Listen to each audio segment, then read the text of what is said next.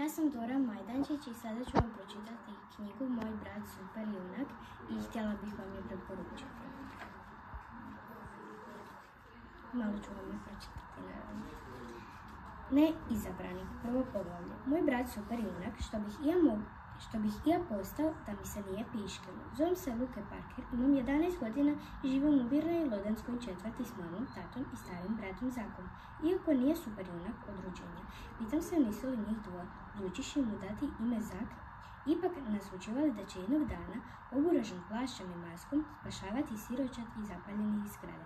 Mislim stvarno, pa to čak nije ime, već zvučni efekt. Takve su riječi obično ubacivaju stripove kad super junak šakom razvaljuje super zlikovca.